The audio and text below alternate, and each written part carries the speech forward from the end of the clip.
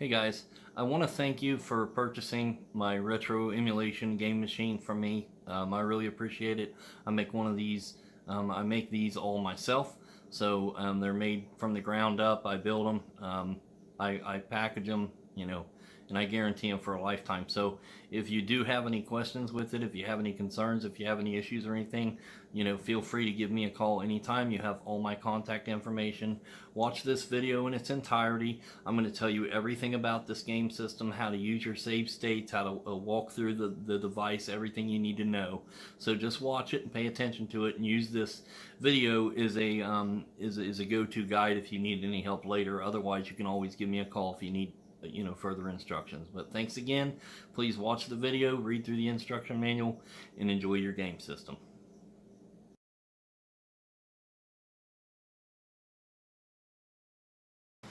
Included in the package is your game system itself, your controller, which is USB, your HDMI cable, and your power cord. I also include a full instructional tutorial DVD and also an instruction manual with all my contact information.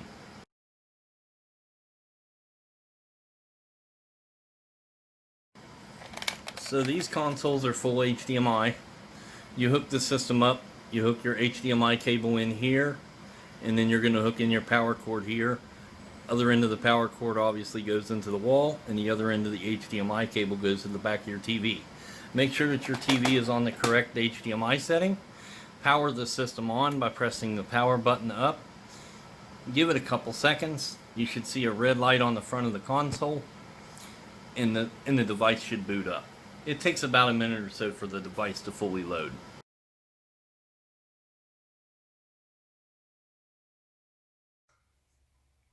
Booting up the system is really simple to do, and it just takes a few seconds. You're going to see a bunch of stuff on the screen that looks a little strange, and then you're going to see my my logos and things like that. It only takes about 30 seconds to boot the system up entirely, and then you'll be ready to play.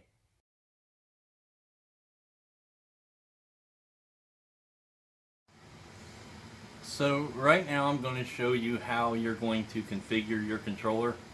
When you buy this system from me, this controller is already going to be configured for you, so you won't have to do that. But just in case you need to, or you get a new gamepad, you're going to need to do this process. So I'm going to show you how to do it right now. You're just going to press any button for a second and hold it until the screen comes up, and then let it go. When you get to this configuring screen, configuring your gamepad, you're going to do the following. You're going to press on your D-pad, you're going to press your up button, down button, left and right. Then you're going to press your start button, select button. A, B, X, and Y, your left shoulder, your right shoulder. Now as far as the controllers you have that I send out with them, you don't have all these extra buttons, so we're going to need to skip through this process, and the way we're going to do that is we're going to hold down any button for a couple of seconds and let it go just to skip past it. So I'm going to hold down my B button and then let it go. You see how it skipped down past that? Now we're going to repeat that all the way down to the bottom of this list. We're going to hold in the B button and then let it go. Hold in the B button and then let it go. And we're going to do that all the way until we get all the way down to the bottom, skip through all of these analogs, left analog, right analog, that we do not have on these controllers, because you do not need to set this up because we don't have it. Now if you have a PS3 controller you'd like to use, or an Xbox 360 controller that's wired, you will have those and you will need to set those up. In any event, we get down to the bottom to hotkey enable, and we also want to skip this, and we're going to skip it the same way. Press our B button for a couple seconds and let it go. Then it's going to be on the OK. We're going to hit A button for OK. It's saying that we did not enable the hotkey. I realize that. We did not want to enable a hotkey because we're going to use our start and select buttons to back out of a game. This is why we're not setting up a hotkey. So we're going to press our A button again just to confirm, hold it in for a couple seconds and then let it go, and then the game system will load up.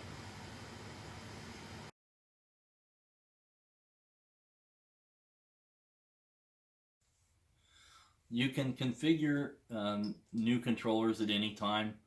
You can reconfigure your controller at any time, and the way you're going to do that is just by pulling up your main menu button. You do that by pressing your start button. Your start button pulls up your main menu, then you go down to configure input, which is your controller. Your controller is your input, and then press your A button. Are you sure you want to configure your input? And you'll press your A button again, and then you can reconfigure your controller or configure a new controller if you plug a new controller in that you want to reconfigure. These systems are really cool because they use just a USB controller, so you can use any wired USB controller with the device. PS3 controllers, 360 controllers, possibly even PS4 and Xbox One controllers will work as long as they're hardwired. Do not get the at-home brand controllers from GameStop. Those are ones that I know do not work. Otherwise, there are some really nice ones that come from Walmart that are really cheap and they work just fine. So as long as it's a wired USB controller, it'll work with the system, and there are lots of different ones to choose from online. You can get them that look like a Nintendo controller or an Atari controller, and lots of other different options out there.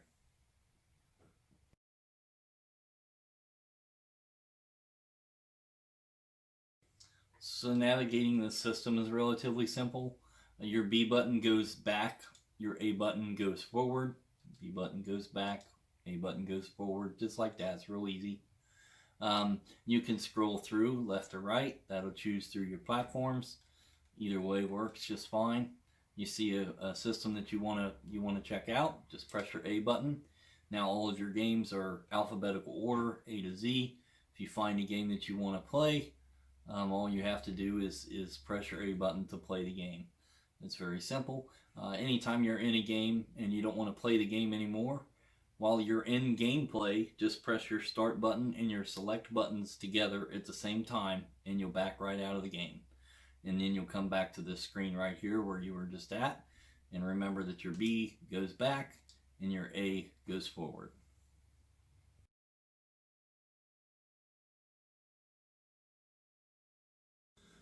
So let's talk a little bit about the menu options. As I was just saying, the B goes back and A goes forward. If you mistakenly press your start button, your main menu is going to pop up. So you can just put that away just by pressing your start button again. So remember, your start button pulls up your main menu and your start button puts away your main menu. Also, you have a select button, and if you press that, it'll pull up your options menu. You can pull it up by pressing select and put it away by pressing select. Now, some of the options you have is the ability to jump to certain games. So say you're on a long list of games and you want to play something that starts with a Z, you can just use your jump to feature and go right to the Z's. You see how I did that there? So then you're already at Zelda 2 instead of scrolling all the way down through the games. You can do that at any time just by using your options menu that you got to pull up, pressing your select button. Also, your main menu, there's a lot of things in here that you probably don't want to mess with. Your scraper settings, your sound settings, your UI settings, things like that. These things are already set for you. If you get in there and change things, you might mess it up to where you don't know how to operate it anymore. That's why you have a lifetime guarantee. So if somebody does that, if one of the kids get a hold of it and they change settings around and stuff like that and they mess it up, just bring it back. I'll fix it for you. It doesn't take me long to do, and it won't cost you anything. So just know that you have that there if you need it. Otherwise, that's pretty much it as far as the main menu. Other than the quit option, which we'll go over when we're all done.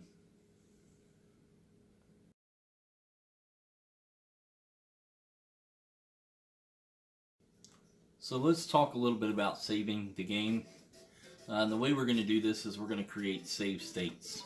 That means that you can save the game at anywhere within the game, and you can do it on any game, any platform of game, even the Atari games, these Nintendo games that you never had the save option before. Now you do.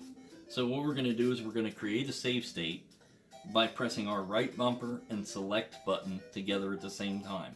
So your right bumper and select together creates a save state. You can see down at the bottom left hand portion of the screen, when you create a save state, it says save state created. Now we have a save state created, and we can go on through the game. And if we die, then we can go back to that point in time. How we're going to do that is by pressing our left bumper and select together at the same time. So your right bumper and select creates the save state. Your left bumper and select enacts the save state. Very easy. You can do it over and over again. Anytime you die, go back to that exact point in time by pressing your left bumper and select. Now if you get past that part and you want to create a new save state, then you want to press your right bumper and select to create the new save state. Now if you die, we can press our left bumper and select and go back to that point in time. You see how that works? Now we can move along through the game and we get a little bit further and you can create another save state if it's a really hard game. Then if you die, you can go back to that point in time. We go a little bit further in the game, create another save state. If we die, go back to that point in time. Now we can progress ourselves through really hard stages and really hard games that we could never do before. Now there's another way to do it that's a little bit slower and a little bit more complex, but it might work out easier for you. For me, the right bumper, left bumper works the best, but this might work better for you. So you press your X button and select together. That's going to bring up your quick menu. When you bring up your quick menu, you can go down to save state. You can press your button one time to create the save state. It's simple as that. Now you've created your save state. You can go on through the game. If you die, you can press your X and select. You can go down to load state. You can do that at any time. That's your quick menu that you enact. You pull up your quick menu by pressing select button and X button together at the same time. That's your quick menu. Load state, save state. And there are a few other options there that you can take advantage of, and feel free to play around with that if you'd like.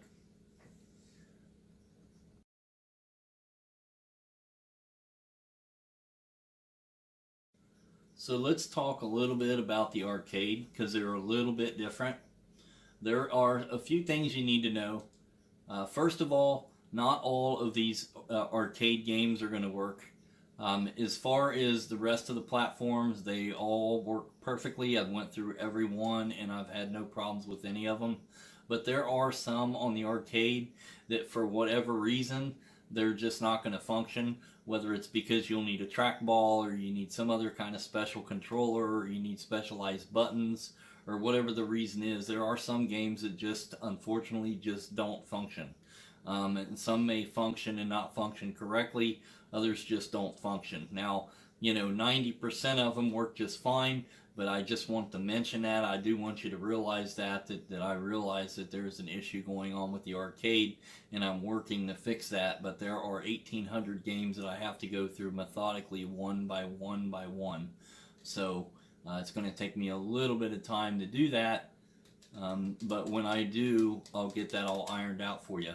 The thing I want to mention on the arcade also is that when you choose a game that you want to play, and you pull the game up the same way, just press your A button, let the game boot up. When it boots up, you'll have to put in a coin. So your coin op button is your select button on this setup the way we have it now. So it's just like the original arcade, and it's expecting a coin insert. So obviously you don't want to cram quarters into this machine. You just press your select button, and that's your coin insert, and that gives you your lives for your arcade games.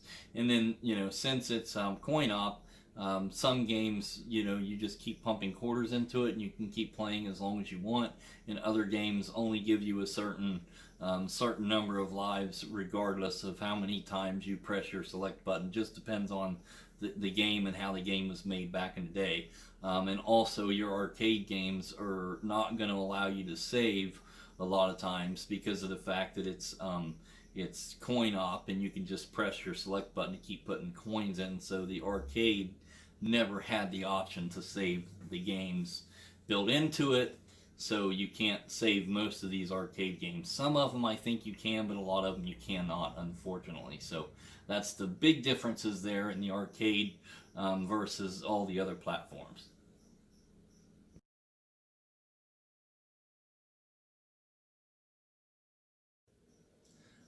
The only known glitches or anything that I've ever seen with these, it's not really technically a glitch, but if you're scrolling down through these games and you accidentally hit left, it'll go left. If you hit right, it'll go right. So you got to kind of be careful that you're pushing down or up and not over to the right or to the left, because it will move the screen over to the next platform. Also, I've noticed that sometimes if you go to one platform and you're scrolling down, and then you back out or you go over to another platform, it'll be scrolling up like this on its own or down like this on its own, and you're not doing anything. If that happens, just push the opposite up or down directional on your controller, and that'll stop it from doing that. I think that it's a glitch internally in the controllers themselves, because it seems to be once the controllers are like really wore out, really used them for a long time, that you'll have that issue. This is a new controller that I have hooked up here to this system, and I'm not getting it to do that. So I think it's really more or less once the computer's been kind of used and abused a lot, that you might get that situation going on there. But it doesn't seem to happen very much here now. I got it to do it on a 2600. So you see what I mean? Let me go back to it. No, this time it's not doing it. So it'll go up like this on its own. So if that happens, just push the other directional button and it'll stop doing that. It's not a big deal, but that's the only really thing that I've really noticed about these. Otherwise, everything works good. It runs smooth. There's no glitches. These things really run great. So I hope you enjoy it, guys. Thank you very much.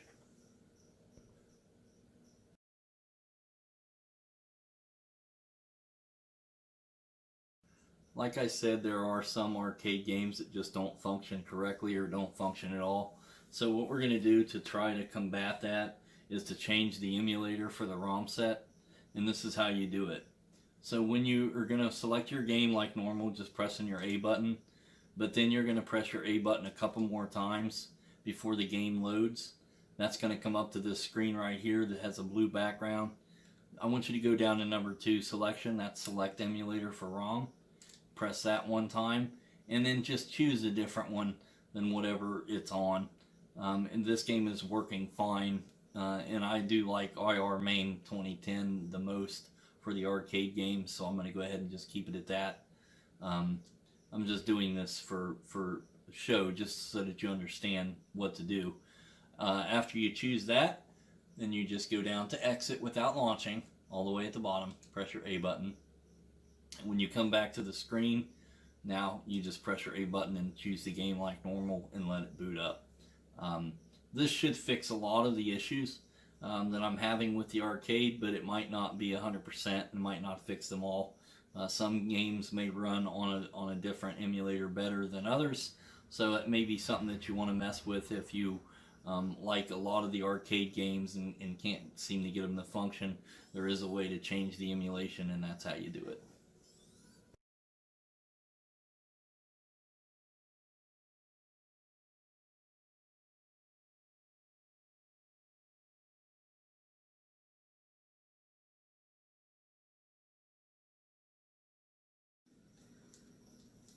So I'm going to talk a little bit about the guarantee for this device. It's really simple. If you have a problem with this device, you bring it back to me and I'll fix it for you.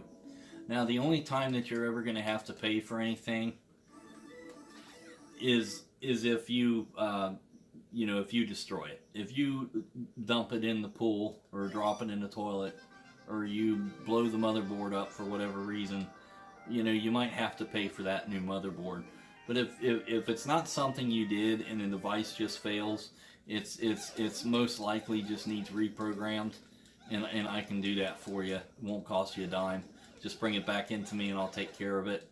If I don't have an extra one on hand to just swap it out, then I might have to take it home and reprogram it for you. But most of the time, I have extras on hand, and I'll just swap it out for you real quick, and it'll be real quick and easy. You can just take it home. So it'll be simple like that. It's not very often that I have to replace them. Most people buy these and they take them home and they love them and they have them for a long time, and I never see them again. But you have that option just in case, mostly just in case your kids get a hold of it and they kind of go through the settings and kind of mess it up. If that happens, bring it back. I'll take care of it for you.